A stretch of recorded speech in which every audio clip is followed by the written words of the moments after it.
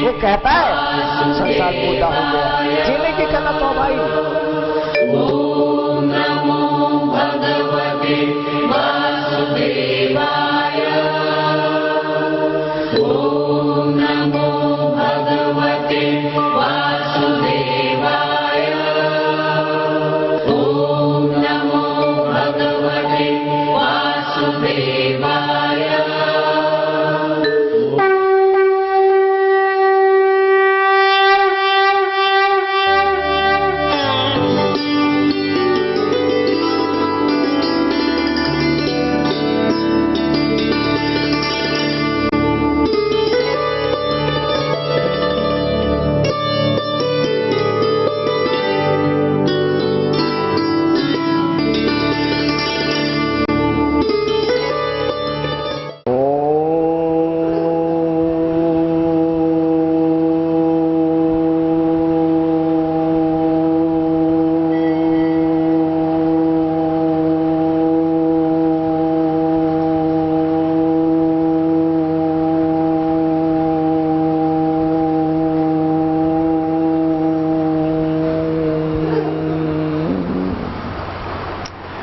भगवान का नाम लेंगे।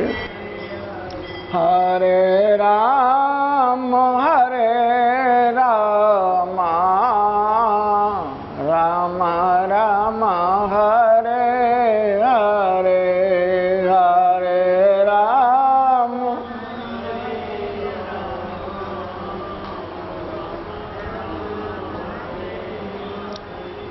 हरे कृष्ण कृष्ण कृष्ण हरे हरे, हरे कृष्ण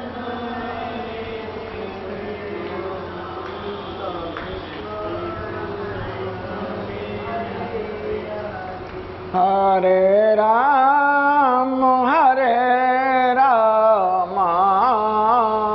राम राम हरे हरे, हरे राम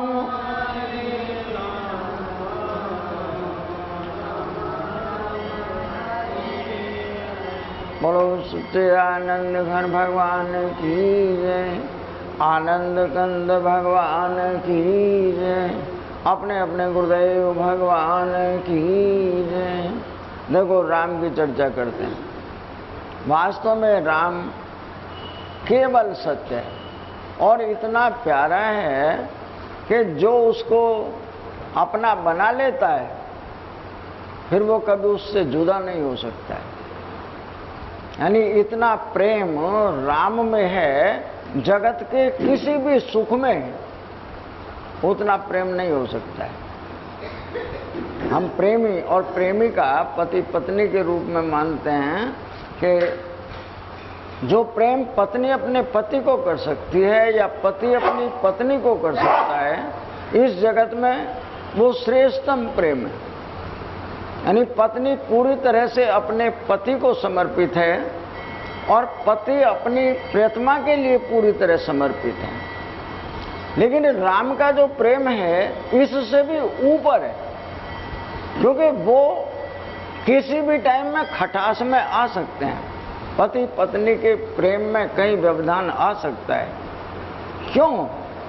वो प्रकृति के हैं, उनमें आपस में हम एक दूसरे के खोट को देखते हैं, किसी की कड़वाहट को देखते हैं। ये परमात्मा में खोट है ही नहीं। जो मेरा अपना है उसमें दर्द नाम की कोई चीज नहीं। लेकिन जब तक पति पत्नी में खटास नहीं आता तब तक वो परमात्मा को खोजने के लिए जाता नहीं है। यानी विचार करके देखना, काश तुलसीदास जी की पत्नी और तुलसीदास जी को ऐसे कड़वे तीखे शब्द नहीं कहती, वो तुलसीदास नहीं होता। वो कड़वे तीखे शब्द कहती है, जितना हेत हराम में जो इतना हर में हो, चला जाए वैकुंठ को पल्ला न पकड़े। यानी तुम अपने घर से चलकर मेरे मायके तक चले आए, क्या विचार कर आए तुम? मानो इतनी कड़वी दवाई उस पत्नी ने अपने पति को दी कि कहता है मैंने अपना सब कुछ तुझे सौंप दिया था, मुझे नहीं पता था कि तुम इतना कड़वी भी हो सकती हो। अब हमने छोड़ दिया तो मात्र अपने परमात्मा के पास ही जाएंगे। तो जो कड़वाहट, जो प्रेम मैंने अपनी पत्नी को दिया था, वहां रास्ते में कोई संत आ जाए और संत से कहता है बाबा बड़ा धोखा हुआ है, वो धोखे से बचने का कोई उपाय है? बाबा कहते हैं हमारे पास वो दवाई है, अमृत है, पीने वाला चाहिए। पीने का मतलब जो जिज्ञासु होता है। यहाँ आज के महात्मा हम लोग कह देते हैं जिसको दीक्षा लेनी हो चले आओ। सारी दुनिया दीक्षा लिए हुए, लेकिन चोरी, झूठ, बेईमानी, छल कपट को छोड़ नहीं रहा है। दीक्षा का मतलब होता था कि जो पात्र है उसी को दीक्षा दी जाती है। पात्र का मतलब है वो पहले से भूखा है कि मुझे उस प्रभु के रास्ते में जो व्यवधान है, महाराज उस व्यवधान को दूर कर दो और मुझे उस परमात्मा का बोध करा दो। वो गुरु उस पात्र को देखता था, वास्तव में ये पात्र है, जिज्ञासु है या नहीं। साल में 6 महीने में उसको परखने के बाद तब उसे दीक्षा देता था। तब ये जानता था इसको वास्तव में परमात्मा की ही आवश्यकता है। ऐसे तुलसीदास किसी संत के पास पहुंचे और उन्होंने कहा कि कल नहीं, आज ही तुम्हारा संस्कार किया जाए। ये नामकरण संस्कार है। एक जन्म हुआ था जो माँ के द्वारा पैदा हुआ था, एक जन्म हुआ था जो गुरु जी के द्वारा है। जो गुरु जी के द्वारा जन्म है वो अमोघ अमृत के समान है। मानो अब जो हम तुम्हें दीक्षा दे रहे हैं, जो तुम्हें जन्म नाम संस्कार कर रहे हैं, फिर तुम्हें दोबारा कभी नहीं कराना पड़ेगा। माने फिर तुम कभी पैदा नहीं होगे। और दुनिया के जितने दुख हों, दरिद्रता हो, चिंता हो, कलेश हो, वे आज से तुम्हारे हमारे पास होगा। तुम इस सारे बाजार में कहीं घूमना, तुम्हें कभी कोई दर्द नहीं आएगा। तो संत क्या करता है कि जैसे परमात्मा अपने जितने भी भक्त होते हैं उनकी हर घड़ी देखता है, एक एक कदम को देखता है। ये कुसंग में तो नहीं जा रहा है, ये मेरा भजन छोड़कर कहीं दूसरी जगह पर तो नहीं गया है। ऐसे मेरा परमात्मा मेरी हर घड़ी ऐसे देखता है जैसे मेरी माँ देखती है। माँ का बालक आंगन में और माँ रोटी बनाती हो, लेकिन माँ की नजर जितनी रोटी पर है उससे ज्यादा अपने बच्चे की तरफ। अब बालक ये समझकर मेरी माँ देख रही है, वो कुत्ते के कान पकड़ लेता है, बिल्ली के कान पकड़ लेता है, गाय की जाके पूंछ पकड़ लेता है। वो अबोध है, उसे नहीं पता है, लेकिन फिर भी वो निर्भीक इसलिए है कि मेरी माँ देख रही है।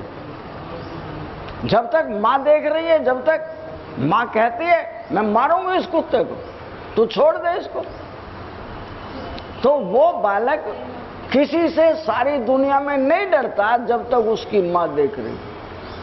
ऐसे ही मेरा परमात्मा है, जो मैं अपने परमात्मा को अपना बना लेता हूं तो ये सारी सृष्टि, जिसको मैं पृथ्वी तल कहता हूं, सबसे बड़ा स्वर्ग उस संत के अधीन है।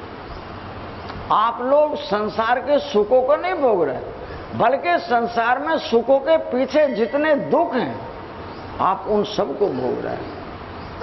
और संसार में दुख नहीं है, मेरे मन के माने हुए, यानी जो दर्द है, मैं पहले भी कहता हूं, आज फिर तुम्हें बतला देता हूं कि दर्द शरीर को कभी नहीं होता, बीमारी शरीर को कभी नहीं होती। चिंता कलेश जितने भी हैं वे सब इस शरीर को नहीं होते, मेरे मन और बुद्धि को होते हैं। यानी कोई आदमी ये कहता हो उसकी टांग कट गई, हाथ कट गया, रो रहा है, चीख रहा है, लेकिन उसी के घर वाले आकर ये कहें ये कैसे कट गई, क्या हुआ तुझे, अपनी ऊपर बीती हुई का वर्णन करता है। वे कहते हैं यार क्यों मजाक कर रहे हो, क्या कट गया हाथ, कौन सा फर्क पड़ता है। तो वो उनके साथ हंस बोल भी लेता है, लेकिन जैसे वो जाते हैं वो फिर रोता है। क्यों कि मेरा मन और बुद्धि शरीर को छोड़कर अपनों में चले गए थे, इसलिए दर्द का आभास नहीं हो रहा था। जितने भी मेरे शारीरिक सुखों, इंद्रियों के सुखों, इंद्रियां माध्यम में सुख देने के लिए मैं बोल रहा हूं, मैं गा सकता हूं, या नाचने वाली नाच सकती है, ये सब मन को है। मानो शरीर नहीं कर सकता कोई भी क्रियाकलाप, मन करता है। आप अपने घर से चलकर आए हैं तो शरीर नहीं आया, मन चलाकर लेकर आया है। चलो आज मंदिर में चलते हैं, भगवान की कथा सुनेंगे। तो शरीर का एक राजा परमात्मा, जो इस शरीर में रोम रोम में व्यापक है, और उसका दर्शन कराने वाला या संसार के सुखों का, दुखों का भोग कराने वाला केवल मन और बुद्धि है। अगर मैं उस मन और बुद्धि को पकड़ना जान जाऊं, आखिर ये व्याधि है क्या, सूक्ष्म शक्ति है, और कितनी सूक्ष्म है कि तुम उसको पकड़ नहीं सकते, उसे तुम देख नहीं सकते। वो इतनी प्रबल है कि तुम्हारे देखते देखते, यहां पर सब ध्यान से कथा सुन रहे हैं, बाहर एक पटाखा छूट गया, पटाखा छूटते हमारा ध्यान यहां नहीं, उस पटाखे पर ना गोली चल गई कहीं, और सबके सब उधर ध्यान करते हैं। मानो जितने टाइम आपने उधर ध्यान किया, हमारी बात तुम्हारी समझ नहीं आने कि शरीर नहीं सुनता है, मन और बुद्धि सुनते हैं। मन और बुद्धि सुनते सुनते 1 मिनट को उधर गए तो इधर की बात खत्म हो गई। इसलिए संसार के जितने भी सुख हैं, जितने दुख हैं, जितनी दरिद्रताएं, चिंताएं, कलेश हैं, वे सारे मन और बुद्धि को होते हैं, शरीर को कुछ नहीं होता है। और उस मन और बुद्धि को जीतने के लिए हम इस परमात्मा के दरवाजे पर आते हैं। हे प्रभु, ये सारे के सारे दर्द, या घर में जो कलेश होते हैं, या छोटी छोटी व्याधियां रोज हमें दर्द देती हैं, आप इन सब का उपाय करना जानते हैं। तो आज तुम्हें मैं एक बार पहले बता चुका हूं, पर थोड़ा सा प्रकाश डालता हूं कि यहां पर जो परिवार में लोग हैं, भाई आया हो, बहन आई हो, बेटी आई हो, पत्नी आई हो, बेटे की बहू आई हो, ये सब के सब पिछले जन्म में तुम्हारे साथ रहे हुए हैं। जो रहे हुए हैं वे कुछ देने या कुछ लेने, अब तुम्हारे साथ फिर आ गए। जो आए हैं वो कहीं ना कहीं दर्द दे रहे हैं, और कहीं ना कहीं हमें सुकून दे रहे हैं। तो हम ये समझते हैं हमारा भाई बहुत अच्छा है, हमारी पत्नी बहुत अच्छी है, हमारा बेटा बहुत अच्छा है। और जो दर्द देने वाले हैं उनसे कहते हैं ऐसा नालायक है, आवारा बच्चों में चला गया, शराब पीनी सीख गया। उसे रोज रोकते हैं, समझाते हैं, तो उल्टा हम ही पर गरजता है। आप विचार करके देखना, तुम्हारे रोकने से यहां कोई रुकने वाला नहीं, क्योंकि कल के किए हुए का परिणाम है। तुम समझा सकते हो, समझाने के बाद अगर कोई नहीं रुकता है तो तुम उसे बदल नहीं सकते हो। ये परमात्मा का सूत्र है। आधी बीमारी इसी बात पर खत्म कि दौरानी जेठानी इसी घर में रहेंगी, नंद भावज इसी घर में रहेंगी, सास बहू इसी घर में रहेंगी, लेकिन पिछले जन्म की मिली हुई हैं, कलेश नहीं करो तो ज्यादा अच्छा है। और करोगे रात को नींद तुम्हारी जाएगी, बीमार तुम हो जाओगे, रोटी तुम छोड़ोगे, भाई वो दर्द कौन भुगतेगा। और जब मुझे ये मालूम है कि महाराज जी ये कह रहे हैं कि जो कदम तुम आज रखते हो वो कल के किए हुए का फल है, उसमें चोट भी लग सकती है, उसमें ठोकर भी लग सकती है, कोई बीमारी भी आ सकती है, वो आज का किया हुआ नहीं है, कल के किए हुए का परिणाम है। और जो मैं आज कर रहा हूं वो कल के लिए खेत बो रहा हूं। मुझे अपने खेत में कैसा बोना चाहिए ये तुम खुद समझ लो। लेकिन हम ये सब जानते हुए कि ये काम गलत है और इसका परिणाम कल को गलत ही होगा, फिर भी हम गलत को अपनाते हैं, उस अच्छे को नहीं करते हैं। अगर हम अच्छा करना सीख जाएं तो मुझे भी सुकून मिलता है और दूसरे को भी सुकून मिलता है। और जब मैं बुरा करता हूं तो बुरे का परिणाम बुरा ही होता है। तो मैं एक छोटी घटना बतलाता हूं।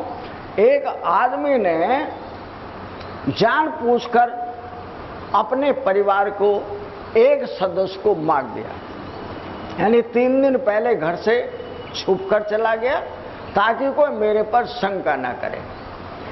और फिर 3 दिन के बाद में वो खेत में ईख काट रहा था, धोखे से उसकी पलकटी ली ईख काटने वाली और उसी से काट के मार के डाल दी और वहां से चला गया।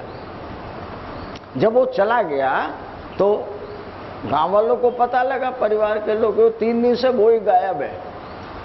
पुलिस आई, शरीर को उठा के ले गई, पोस्टमार्टम कराया। उसके बाद कहते हैं तुम्हारा किसी पे शक नहीं? शक एक आदमी पे, वो 3 दिन से यहाँ नहीं है। तो ठीक है, वही हो सकता है।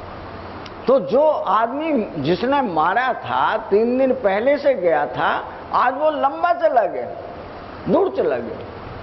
और दूर जाते जाते वो ऋषिकेश में वेद निकेतन नाम हमारे गुरुजी के आश्रम में पहुंच गया। उस समय हम भी वहीं थे। तो उस आदमी को 7 दिन हो चुके थे। 7वां दिन था जिस दिन गुरुजी से कह रहा था कि गुरुजी मैंने एक आदमी को मारा है। जब मैं खाने को बैठता हूं वो पलकटी लिए मेरे सामने खड़ा रहता है, तू खा के दिखा, तुझे रोटी खाने की सिखाता हूं अभी। जब मैं सोता हूं तब भी वो खड़ा रहता है। गुरुजी 7 दिन हो गए, मैंने पलक नहीं मार के देखी और तिल भर खाया नहीं है। किसी भी तरीके से उससे मेरी जान छुड़ा दो आप। गुरुजी कहने लगे पुलिस मेरे पीछे है। ये बात मैंने केवल आपको बताई है अपना समझते हुए कि आप सारी दुनिया के दर्द को बांटते हैं, भाई मेरे दुख को भी बांट दो थोड़ा सा। गुरुजी कहते हैं जैसे तुमने मुझे बताया है इसी तरह तुम 100 आदमियों को बता दो, 70 को बता दो, तुम्हारा वो भूत तुम्हें छोड़ के चला जाएगा। कि गुरुजी मैंने अगर किसी को बताया, पुलिस मेरे पीछे, वो पुलिस पकड़ के ले जाएगी। वो कहता पुलिस पकड़ के तो ले जाएगी, रोटी भी मिलेगी, सोने के लिए जगह भी मिलेगी, तुम मरेगा तो नहीं। उस व्याधि से जो तुझे बार बार नोच नोच कर खा रही है उससे बच जाएगा और तेरा पश्चाताप हो जाएगा। और अगर तुमने किसी को नहीं बताया तो तू मरेगा, वही मारेगा जिसने तुझको मारा है। और तुमने 100 को बता दिया तो तुम्हें छोड़ कर चला जाएगा। अब इस बात की घटना जो सही घटना बतला रहा हूं, इसको आप अपने ऊपर डाल कर देख लो कि जो मैं कोई गलत काम करता हूं तो इतना छुपकर करता हूं जो मुझे ही पता है, बस किसी दूसरे को पता नहीं। तो जो उसका परिणाम होगा वो कैसा मिलेगा हमें? तो जैसा मैंने दिया है उससे भी गहरा होकर मिलेगा। और अगर मैं कोई बढ़िया काम करता हूं, मैंने यहां पर भंडारा कर दिया, 1000 रुपये मैंने भंडारे में की पर्ची कटवा ली, मैं इतने आदमियों को कपड़ा बांटा था, इतने आदमियों को मैंने दक्षिणा बांटी थी, और उस बात को मैंने कितने आदमियों में कह दिया है कि मैं मंदिर जाती हूं ना, मैं 1000 की पर्ची कटवा ली। अगर 1000 आदमियों को तुमने सुना दिया तो तुम्हारे हिस्से में 1 रुपया रह गया। वे 999 9999 बट गए। अगर 10,000 दिया, 1,000 दिए तो 999 बट गए। इसलिए वो संत कहते हैं कि अगर किसी को दान दिया जाए तो जिस हाथ ने दिया है दूसरे को पता नहीं होना चाहिए। घर की बात छोड़ दो, तो अच्छे का परिणाम इंतजार कर रहा है अच्छा देने के लिए, और बुरे का परिणाम वो किसी को जैसे अपने आप ठोकर लग गई, अपने आप बीमारी आ गई। मैं जा रहा था, मेरे साथ में दूसरा भी जा रहा था, मेरे किए का फल है कि मैंने दूसरे को धक्का दिया था। उसे नहीं मालूम कौन धक्का देकर चला गया। आज मेरे सामने वो घटना घट रही है। मैं कहता हूं मैंने कभी कोई बुरा काम किया ही नहीं, और परमात्मा कहता है मैं न्याय करता हूं, मैं जो तुमने किया है उससे अलग कुछ देता ही नहीं। क्योंकि परमात्मा कुछ करता नहीं है, वो मात्र दृष्टा है, वो देखता है, और जो देखा है उसका परिणाम उसी समय नोट भी कर देता है कि जो तुमने किया है ये फल तुम्हें भोगना पड़ेगा। और संत हमें जगा कर कहता है कि जो परिणाम है उसको परमात्मा ने कराया है, उसी के मत्थे मार दो। ये तुमने कराया था, मैंने कुछ नहीं किया। तुम शरीर में थे, तुम मेरी बुद्धि पर थे, और तुम ही मेरे मन में विचार लेकर उस कार्य को करने के लिए गए। हे प्रभु मैंने नहीं किया, तुमने कराया। अगर तुमने उस परमात्मा को कहा तो उसका पाप तुम्हें नहीं लगने का है, लेकिन तुम उसको ये कहोगे नहीं अगर तुमने कराया। और संत में जगा के कहते हैं यत करोसी यदस्य नासी यज्ञ होसी ददाति यत यत पश्यसि तु कौन्तेय तत् कुरुष्व मदर्पणम। भगवान कृष्ण अर्जुन के माध्यम से हमें समझा रहे हैं, हे अर्जुन अगर तू कुछ भी ना करे तो इतना करने में तो कोई नुकसान नहीं। तू जो कुछ करता है उस करे हुए फल को मुझे सौंप दे। यत करोसी जो करता है, यज्ञ होसी जो तू यज्ञ करता है, जो तू भोजन खिलाता है, जो तू दान देता है, भाई उस सब को तो हे प्रभु मैंने कुछ नहीं करा, तुमने कराया था। यानी विचार करना, यत करोसी यदस्य नासी यज्ञ होसी ददाति यत यत पश्यसि तु कौन्तेय तत् कुरुष्व मदर्पणम। यानी भगवान कृष्ण अर्जुन के माध्यम से हमें कहते हैं प्रभु जो घर में सब कुछ तैने दिया हुआ है उसमें से, दिए हुए में से जो कुछ भी तूने मुझे कहा, मैंने वो दान दिया हो, यज्ञ किया हो, कोई सेवा की हो, मैं वो सब तुझे समर्पित करती हूं, मैंने कुछ नहीं किया। तो अर्जुन को कहते हैं तुझे उसका कोई ना पाप लगता है ना पुण्य लगता है, ना कल के लिए तेरा कोई भाग में लिखा जाता है, क्योंकि जो कर्म मैंने किया ही नहीं है। बुद्धि पे तुम बैठे थे, और शरीर जो मैं इसमें से निकल जाऊं तो शरीर मुर्दा है, यानी परमात्मा इसमें से निकल जाए तो शरीर मुर्दा है, तो मुर्दा को काम थोड़ी कर सकता है। इसलिए तुम्ही ने वो काम कराया, शरीर में भी तुम ही रहते थे, मन और बुद्धि पे तुम बैठे थे, और जो तुमने कुछ दिया हुआ था उस सेवा के लिए तुमने मुझे प्रेरित किया था। तो अगर मैं उसी के दिए हुए को और उसी की सेवा में समर्पित करता हूं तो हे कुंती पुत्र तुझे उसका कोई ना पाप लगेगा ना पुण्य लगेगा, और जो तू करने वाला था उसका फल भी नहीं मिलेगा। लेकिन हम ऐसा नहीं कहते मैंने किया है। जब मैंने किया तो मैं परमात्मा हो गया, और जो परमात्मा ने किया तो परमात्मा करता ही है सब कुछ। तो इतना थोड़ा सा फर्क है हमारे इस जीवन यापन में। उस जीवन यापन में दर्द हमने बोया, परमात्मा ने दर्द नहीं दिए। परमात्मा तो अनेकों प्रकार से मुझे सुख देने की, यानी तुमने बेटा मांगा, नौकरी मांगी, घर मांगा, गाड़ी मांगी, दुकानदारी मांगी, अपना सब कारोबार परमात्मा ने दिया, लेकिन देने के बाद भी तुम्हें संतोष नहीं। अभी भी और, अरे जितना मिल रहा है मैं परमात्मा से कहूं प्रभु जो दे रखा वो बहुत है, मुझे इसमें संतोष है। ये संतोषी आदमी जो होता है उसके दिमाग में टेंशन नहीं होती, उसको डिप्रेशन नहीं होता, उसे पैरालिसिस नहीं होती, उसको ब्रेन हेमरेज नहीं होता, उसको कोई अटैक नहीं पड़ता। देखो कितनी बीमारियां, मन की बुद्धि की बीमारियां हैं, शरीर कोई बीमार नहीं है। अगर तुम उस परमात्मा पर यह कहकर छोड़ दो हे प्रभु जो दिया है वो बहुत है, तो तुम्हें संतोष आ गया। और संतोष केवल परमात्मा देता है। तोष आने पर सारी दुनिया की दौलत ऐसी हो जाती है पानी जैसी। पानी जैसी का मतलब है प्रभु जो दिया है वो भी बहुत है, इसमें से जो लेगा वो भी बहुत है। तू ही देने वाला और तू ही लेने वाला। लेकिन मेरे जीवन में चाहे मैं सारी दुनिया का राजा बन जाऊं, वो और खत्म नहीं हो रही है। जो और नहीं खत्म हो रही है, मुझे सब्र नहीं है, वो बीमारी का कारण है। उस बीमारी के कारण को मुझे अपने भीतर खुद ही ढूंढना पड़ेगा। कोई दूसरा उस बीमारी का निवारण नहीं कर सकता। अगर निवारण करेगा तो मैं तुम्हारे सामने बैठा हूं।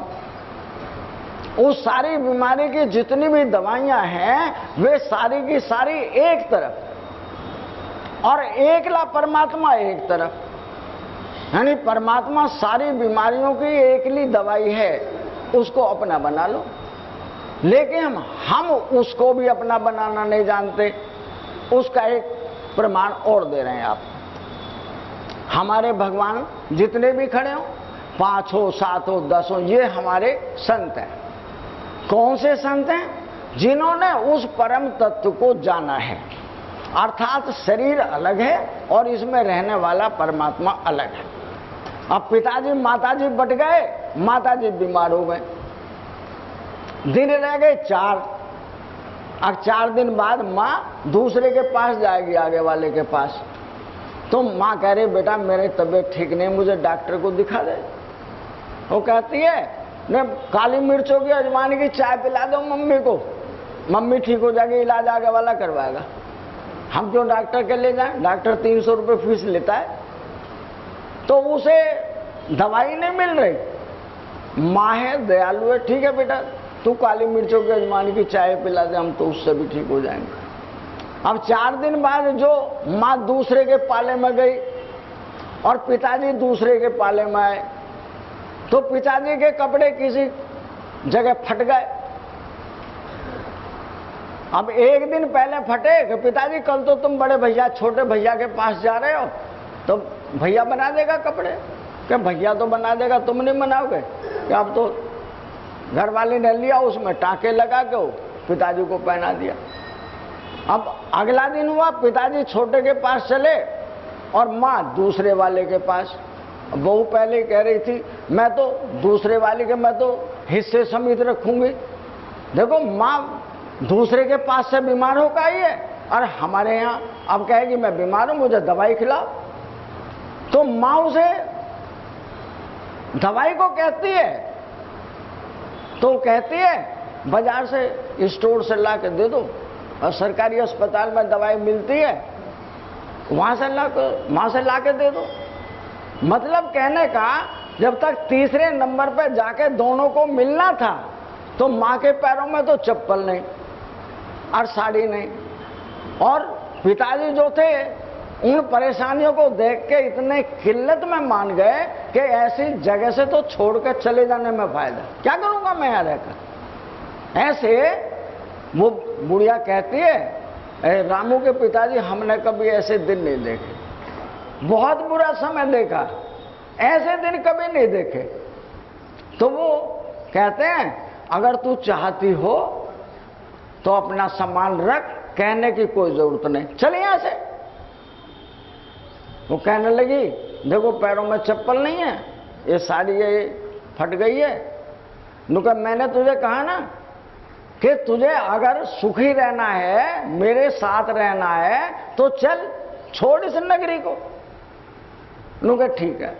उन्होंने अपना छोटी सी पुटलिया बनाई, अपने फटे पुराने जो कपड़े थे वे रखे और दोनों के दोनों बुढ़िया बूढ़े गढ़मुक्तेश्वर में ब्रज घाट है। ब्रज कहते हैं पुल को अंग्रेजी में, और घाट कहते हैं पुल के नीचे बनी हुई कॉलोनी को। तो गंगा जी के किनारे पे यहाँ पहुंच गए दोनों बुढ़िया बूढ़े। हम भी 3.5 साल शुरू में रह कर गए, 12 साल हो गए यहाँ आए हुए। तो 12 साल में 3 साल 3.5 साल पहले ब्रज घाट में रहे। वे यूं पूछ रहे थे किसी से, भैया यहाँ 2 रोटी का सहारा मिल जाएगा? तो जो मांगने वाले हैं वो ये कह रहे थे, तुम 2 नहीं जितने मर्जी खाना, यहाँ कोई कमी नहीं है।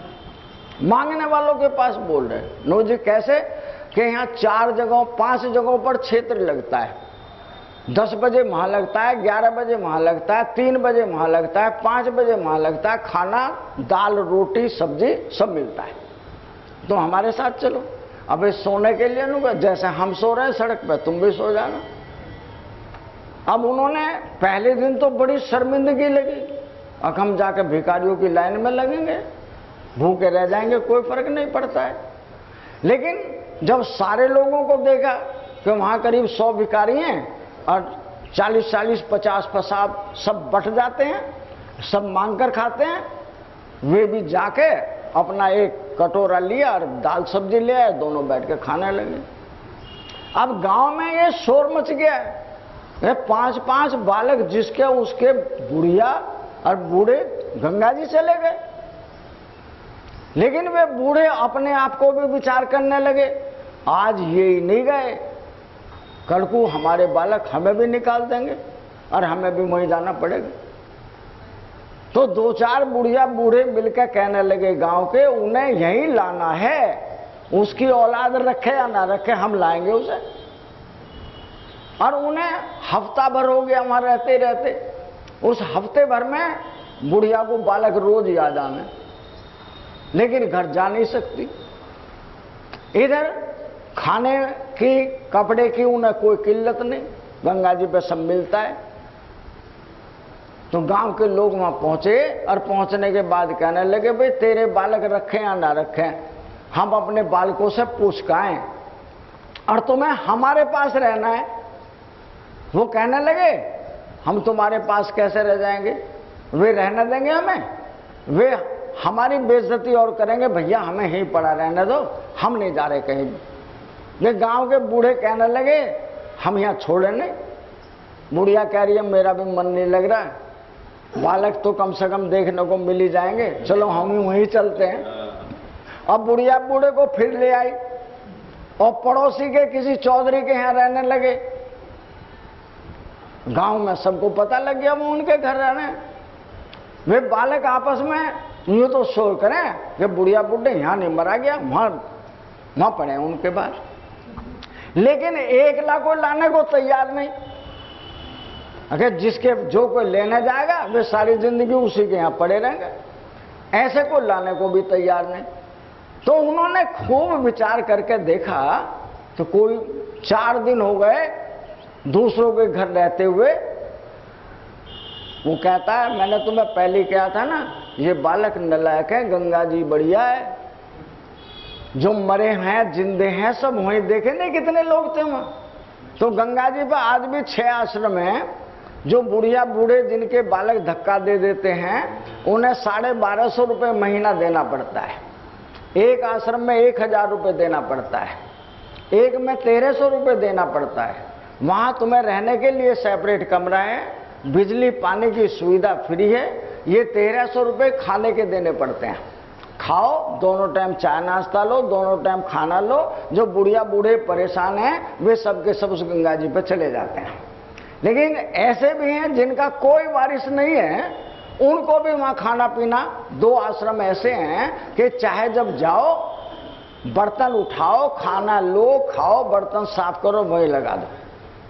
लेकिन हमारे घर में अगर कोई बाहर का आदमी एक टाइम की रोटी मांगने आ जाए तो हमारे पास उसके लिए रोटी नहीं है।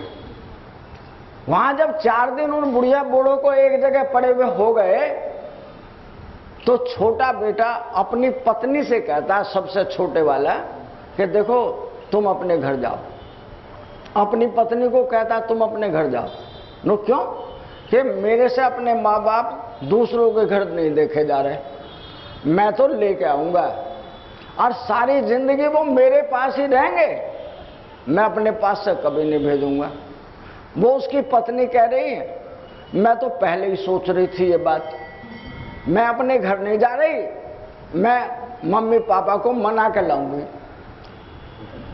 तो वो कहता है, तू नहीं समझ रही है, वे मम्मी पापा ही नहीं है एकले, हमारे फुप्पाओ, हमारे बहनोइयाओ, हमारे मामाओ, वे सबके सब रिश्ते नाते वाले, जितने मेरे बाप के माँ के रिश्ते नाते वाले, वे सब हमारे यहाँ आएंगे।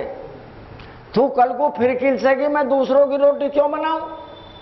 इसलिए मैं तुझे कहता हूं, तेरी मर्जी जा, तेरी मर्जी रह, मैं तो अपने माँ बाप के पास रहूंगा। उसने कही, तो मैं तुम्हारे साथ चल रही हूं, सारी दुनिया भी आएगी उनके साथ, मैं उनकी सेवा करूंगी। अब वे दोनों के दोनों अपने माँ को और पिताजी को मनाने चले। तो माँ कहती है कि बेटा कल को फिर दूसरे के पास भेज देगी, हम यहीं ठीक हैं, 2-4 दिन रहेंगे, फिर गंगा जी पे चले जाएंगे। तो बहू कह रही है कि माँ आज के बाद में तू किसी के पास नहीं जाएगी, ना किसी जेठ के पास जाए, ना किसी रिश्तेदार, तू हमारी है, हमारे पास रहेगी। जब उन्होंने फैसला कर लिया तो दोनों के दोनों बुढ़िया बूढ़े वो कहते भी हैं, बेटा हम अकेले नहीं हैं, हमारे साथ तो सारी दुनिया के संबंध जुड़े हैं। जो आदमी जितना ज्यादा बूढ़ा होता है उसके रिश्ते नाते उतने ही ज्यादा होते हैं, इसलिए वे सबके सब हमारे पास आएंगे। क्योंकि चाहे सारी दुनिया आए, हम किलसेंगे नहीं, हम सेवा करेंगे। वे बुढ़िया बूढ़ों को अपने घर ले आए। अब तो वे जो चारों बड़े थे वे भी मम्मी के पैर छूने आ जाए, उनसे नमस्ते दुआ सलाम करने आ जाए। कहने लगी, तुम्हें शर्म नहीं आई कि माँ ऐसी छोटे के पास रही, ऐसी दूसरे के पास, देख हमें एक जगह अच्छी लगती है। तो वे सबके सब त्योहार के दिन, कोई बरसाती अमावस्या हो, कोई सावन का त्योहार हो, कोई उसका संक्रांति का त्योहार हो, माँ को कपड़े लत्ते सब दे जाएं, उसे खाने पीने का सामान भी दे जाएं, लेकिन अपने घर रख के कोई राजी नहीं। माँ सबको बराबर प्यार करती है, लेकिन वो भी किसी दूसरे के पास, क्यों सबको देख चुकी है, किसी के पास जाने को राजी नहीं है। ये स्थिति हमारे इन परमात्मा के ऊपर मैंने समझाई है आपको। जो इस संसार में हैं हम अपने बेटों पर, बेटियों पर, अपने रिश्तेदारों पर भरोसा करते हैं, लेकिन जो 100% सच है उसकी तरफ कोई ध्यान नहीं करता है। वो 100% सत्य है कि मेरे बेटा बेटियों को भी यही देता है, मेरे रिश्ते नाते सबको खाने पीने के लिए यही देता है, और उसको मैं भूल गया। और भूल भी क्या गया, मैं इन सारों की पूजा करता हूँ। ये मेरे गोविंद भगवान है, ये मेरे शिव जी भगवान है, ये मेरे राम भगवान है, ये मेरे ब्रह्मा जी भगवान है। लेकिन तुम्हें यहाँ जैसे उन पांचों को एक माँ बाप भारी पड़ गए, ऐसे ही इन पांचों में से तुम्हें एक भी नहीं मिलने का है, और तुम्हें चलते टाइम रोना पड़ेगा, हमें कुछ नहीं मिला। क्यों? ये हर एक ये कहते हैं मेरी पूजा नहीं करता, ये शिव जी की भी करता है, ये ब्रह्मा की पूजा भी करता है, वो जाने। और जब ब्रह्मा के पास पहुंचे, अब तो ब्रह्मा कहता है तो राम की पूजा भी तो करता है। जब सबकी पूजा करता है तो वहां किसी की भी नहीं मिलेगी। इसीलिए जो गुरु जी होते हैं वो किसी एक की दीक्षा देते हैं। तुम राम राम सबको करना, त्योहार के दिन एकादशी द्वादशी बराबर पूजना, लेकिन साधना एक की करोगी। तो बीमार हो गई तो वो एक ध्यान रखता है, आगे बुढ़िया के कपड़े फट गए, वो बीमार हो गई, उस पर चप्पल नहीं है, उसे कहीं जाना है, तो जो मैंने एक को अपना बनाया है वो तो हमेशा मेरा ध्यान रखेगा। ये सारे भगवान सुन रहे हैं, ये बोलते नहीं है, ये देखते हैं और सुनते हैं। और जो मैं कह रहा हूं वो भुक्त भोगी हूं, मैं तुम्हारे सामने झूठ नहीं बोल सकता हूं कि एक को पकड़ा तो मैं उसे जान गया। इन सारों के भीतर मैं रहता हूं और ये सारे मेरे भीतर रहते हैं, और जितनी सृष्टि है उस सब को मैं जानता हूं। सृष्टि ने घूंघट उठा दिया, वो कहती है तुम्हारे से हाथ जोड़ते हैं, हमारा कारोबार ऐसे ही चल जाने दो जैसे चल रहा है, नहीं तो तुम अगर हमारी मनादी पीट दोगे तो हमारी पूजा ने हमारा संसार नहीं चल पाएगा। इसलिए वो संत को यूं कहते तू हमारे बाजार में मत आ, हमें चोरी में, झूठ में, बेईमानी में खूब मौज आ रही है, हमें तो ऐसे बना रहने दे। नहीं, संत कहता है अपने आप को दुखों से बचाने के लिए, अपने दर्दों को खत्म करने के लिए किसी एक को पकड़ोगे वो तुम्हारा माई बाप है, सब कुछ देगा जो तुम चाहते हो। और इतना ही नहीं देने का, अगर तुम उससे ये कहो कि हे प्रभु तुम ही आ जाओ हमारे पास, तो हम सारों को पकड़ के क्या करें, तुम ही एक ले आ जाओ। तो परमात्मा ये कहता है तुम्हारे अंदर मेरे प्रति श्रद्धा, आस्था और विश्वास होना चाहिए। जो विश्वास होगा तभी तो, यहां विश्वास तो बेटे पर है, पोते पर है, बहू पर है, अपनों पर है, धन पर है, उन पे भरोसा है, उस परमात्मा पे भरोसा ही नहीं है। और परमात्मा का संत कहता है कोई बीमारी आके दिखाए ना, वो चोट लगे, वो मृत्यु आए तो सही, उसका स्वागत करता हूं, लेकिन वे सबकी सब उस संत से डरती हैं। क्यों? उसका मालिक जो है वो महाकाल हो गया, संत नहीं है वो जैसा परमात्मा था उसने अपने जैसा बना लिया उसको। अब इन संतों को, महात्मा को दर्द होगा कोई? वो तुम्हें भी ऐसे बनाना चाहता है कि तुम अगर अपने आप को इस जीवन में, मनुष्य तन में सुखी बनाना चाहते हो तो मात्र एक ही सूत्र है कि संसार को भोगना बुरी बात नहीं। कुत्ता, बिल्ली, गाय, भैंस ये सब भोगते हैं, ये भोगियों नहीं आए। मनुष्य समझदार है, जो समझदार है, क्या वो, एक छोटी घटना बतलाता हूं। एक राजा थे, वो वन में चले गए। वन में जाने पर रास्ता भूल गए, रात्रि भी हो गई, घोड़े पर सवार थे। अब विचार करने लगे आज नहीं बचेंगे तो कोई जानवर खा जाएगा मार के।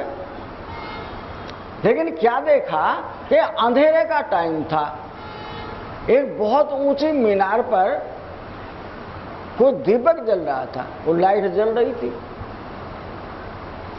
तो उन्होंने सोचा यहां जरूर कोई होगा, इसलिए वो उस तरफ घोड़े को दौड़ाया। रात्रि हो चुकी थी, उसने देखा अच्छा खासा महल है। उसने दरवाजा खुड़खुड़ाया, तो यहाँ कोई है? तो एक महिला थी, उसका पति प्रदेश में गया हुआ है, वो रोज आ जाता है, लेकिन आज आया नहीं है, वो अकेली है। उसे अकेले को यूं डर लग रहा है कि इस बियाबान में तू अकेली, कोई जानवर आ जाए, कोई डकैत आ जाए। अब इस आदमी ने कुंडी बजाई, तो कुंडी बजाने पर वो कहती है आ जाओ, मैं भी अकेली हूं, हमारे साहब, राजा साहब तो बाहर गए हुए हैं।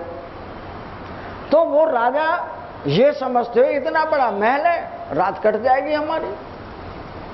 उधर वो स्त्री भी ये समझते हुए आज यहाँ कोई है ही नहीं, हमारी भी रात ठीक से कट जाएगी, नहीं तो कोई जानवर, कोई राक्षस का क्या भरोसा है जंगल में।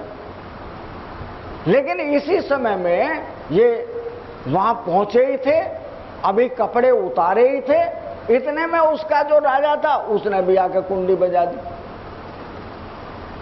अब वो कहने लगी अब तुम कैसे जाओ, नहीं तो ये मुझे मार डालेगा। वो कहने लगा जब तुमने बुलाया था, अब मुझे छुपने का रास्ता भी बता दो। तो वो कहने लगी हमारे यहाँ एक जगह ऐसी है जो तुम छुप सकते हो। हमारे यहाँ जो पहले अस्तबल होते थे लैट्रिन के, अब तो ये बैरी बन गई हैं। एक खुड्डी वाली होती थी कि ईंटों की दो पटरे बनाई और बीच में जगह रह गई कि सिर्फ वो जगह ऐसी है कि वहां तुम बच सकते हो। वो जाके उसमें बैठ गए, रात तो काटनी है जैसे भी हो, जंगल के जानवरों से तो जान बच जाएगी। अब राजा आया, आने के बाद वो आते ही कहता है मुझे लैट्रिन जाना है। अभी वो पहले ही वहां बैठा हुआ है। तो रात भर उसे 10 लगे, वो रात भर उसी के ऊपर लैट्रिन करता, लाइट मिलती नहीं है, ऐसे लैट्रिन करे, हाथ धोए और चला गया। उसने, राजा ने सोचा आज जैसा नरक जिंदगी में कभी पहले नहीं मिला। फिर नरक का गामी ये रात भर किसी टाइम आना जाना बंद भी होगा कि नहीं। उसने देखा कोई पक्षी बोलने शुरू हुए, समझ लिया उसने दिन निकल आया। और जैसे ही दिन निकला, उसने, वो तो हाथ धोकर गया और उसके पीछे पीछे वो राजा भी, और कुंडी खोली और फौरन बाहर चढ़ घोड़े पर किसी तालाब के किनारे और नहा धो के अपनी नगरी को गया। आज तो उसने समझ लिया जान बच गई। अब हफ्ता 10 दिन 15 दिन बाद उसका राजा फिर परदेश गया, और वो राजा आज भी घोड़े पर चढ़ा हुआ उस जंगल में था।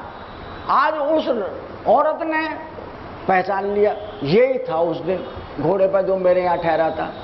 आज उसको झोली दे के कह रही है आ जाओ। वो कहने लगा एक दिन नरक भोगा है, अब बार बार नरक नहीं भोगूंगा। वो कहते हैं मेरे पति यहां नहीं है, वो तो कह गए 3 दिन नहीं आऊंगा मैं। वो कहने लगे वो कहकर जाए या ना जाए, लेकिन मैं अब नहीं आऊंगा।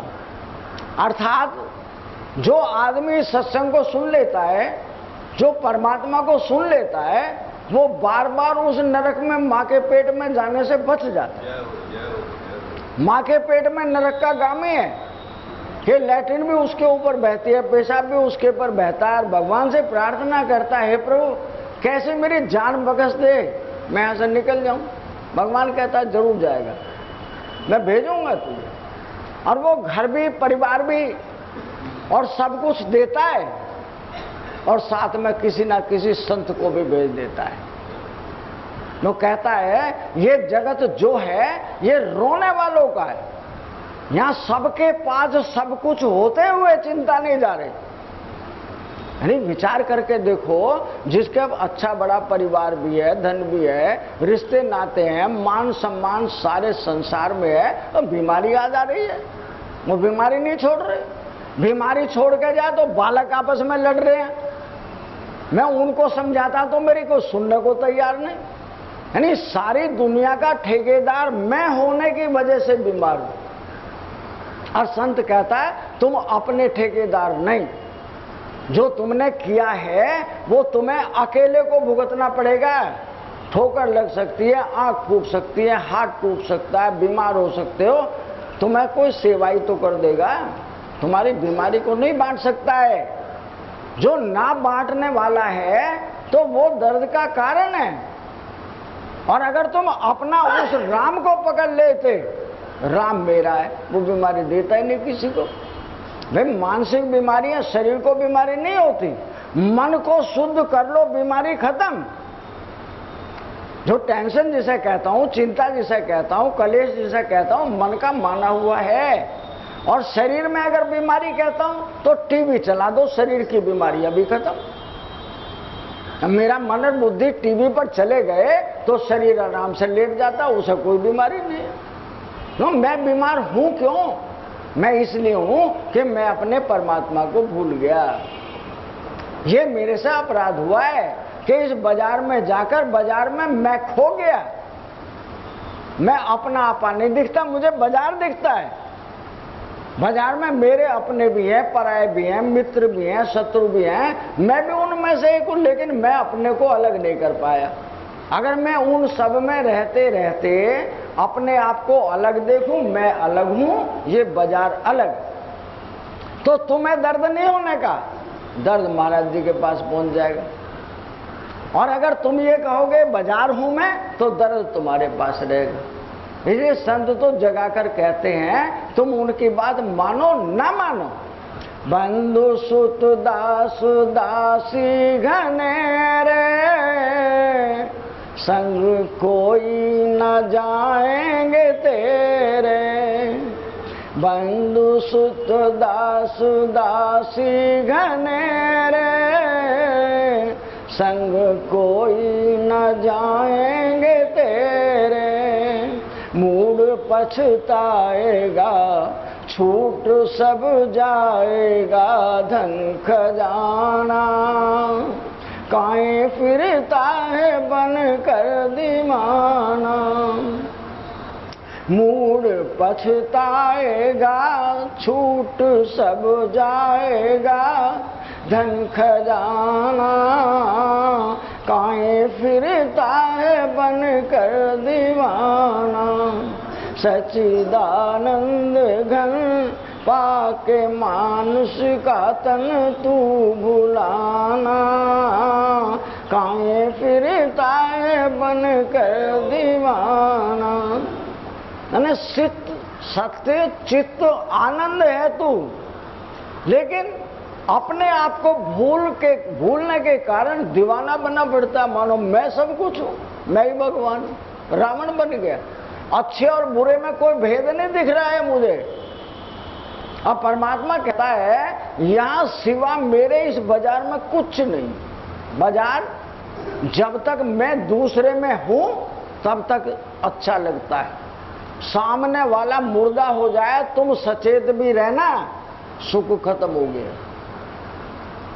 सुख मेरे वजह से दूसरे में, और दूसरे की वजह से मेरे में, और दूसरे में और मेरे में, दोनों में परमात्मा का बस।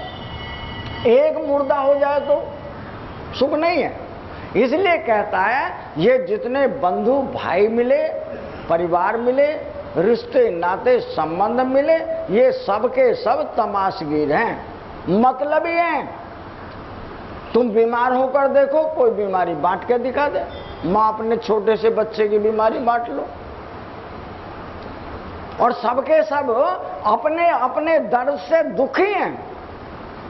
उस दर्द को बांटने का, देने का इलाज नहीं है किसी के पास में। और जब कोई दवाई काम नहीं करती फिर कहते हाँ राम। अब राम को कह रहे हैं प्रभु तू आ जा और हमारी मदद कर दे, हम बीमार हैं, हम दुखियारे हैं। परमात्मा कहता जब तूने समय था मुझे पाने के लिए, तूने कुछ भी याद नहीं किया, तुझे सब कुछ घर ही घर, ये माया ही दिखती थी, मैं दिखाई नहीं तुझे। अब तेरे बस की नाम लेना भी नहीं है, अब तू कह रहा हाँ राम। राम कहता है कि मूड पछताएगा जब अंतिम समय आएगा।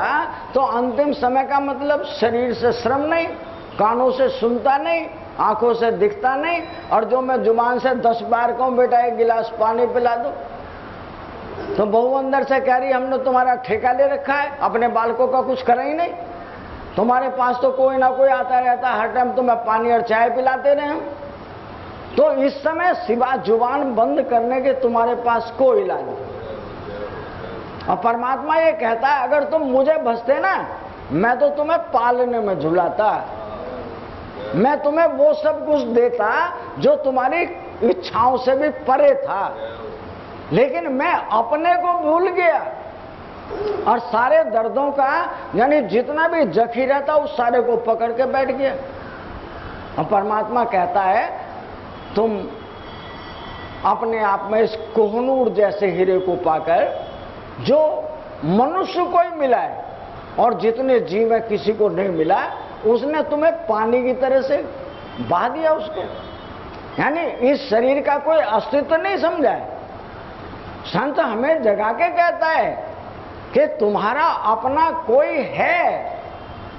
तुम सांस ले रहे हो, मन से विचार कर रहे हो, आंखों से देख रहे हो, जिह्वा से अच्छे बुरे शब्द भी निकालते हो और अच्छे बुरे पदार्थों को भी खा रहे हो, तो तुम मुझे भूल गए।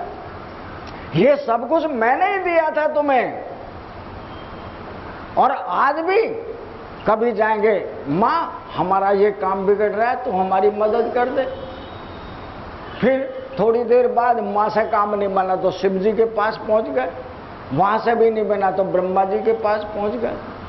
अरे एक के पास रहोगे वही मेरा परमात्मा है। चाहे एक बेटे को चुन लो, मुझे इस बेटे के पास रहना है, वो मेरे दुख का, दर्द का, चिंता, कलेश, दरिद्रता का मालिक। एक बेटे को चुन लो, मुझे इसी के पास रहना है, या उसको अपने पास रखना है, एक ही बात है।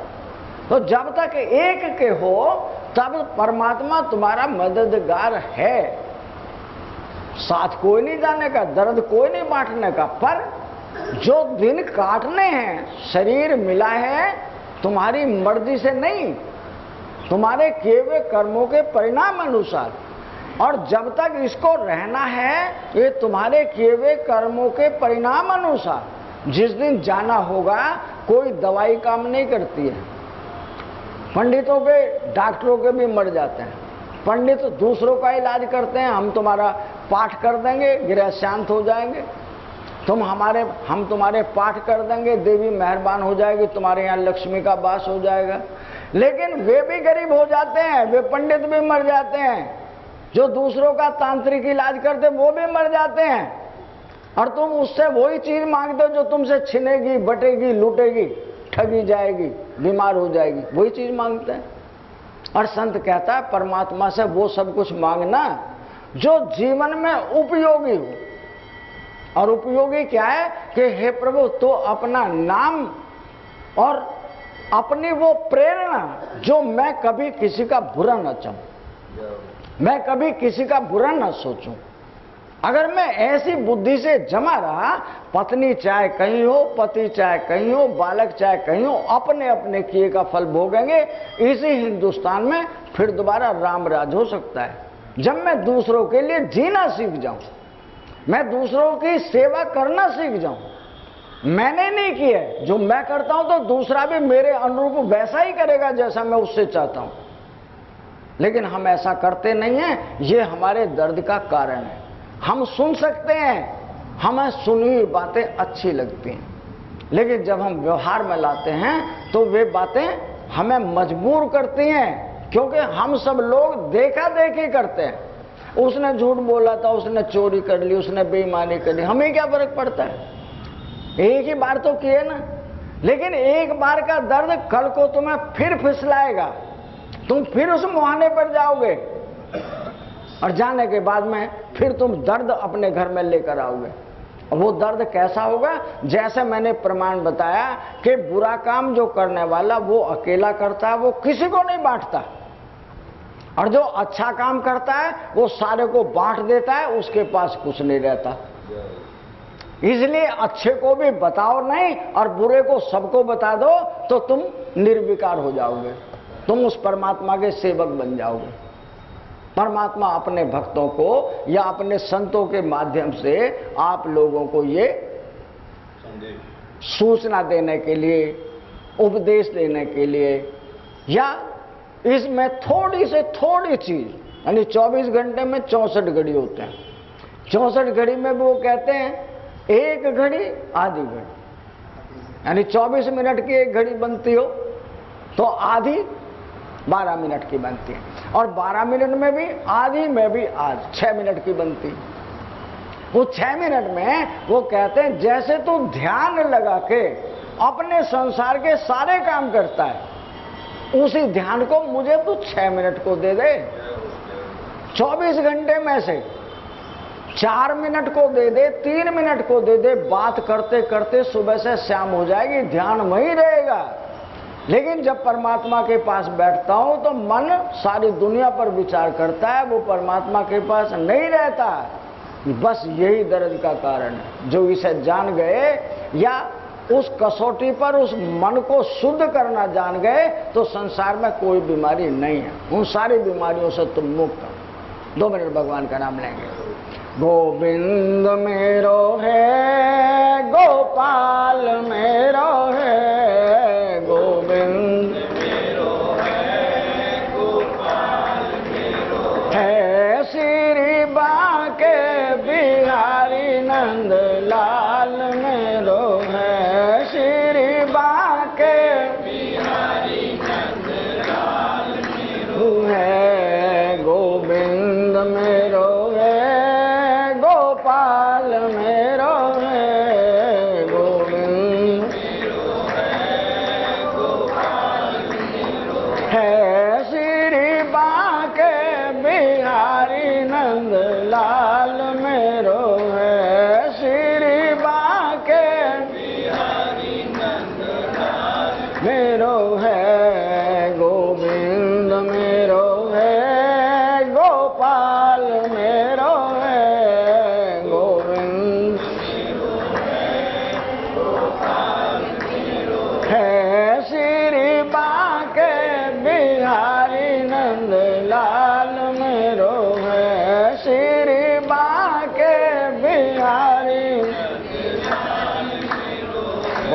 सच्चिदानंद घन भगवान की जय, आनंद कंद भगवान की जय, अपने अपने गुरुदेव भगवान की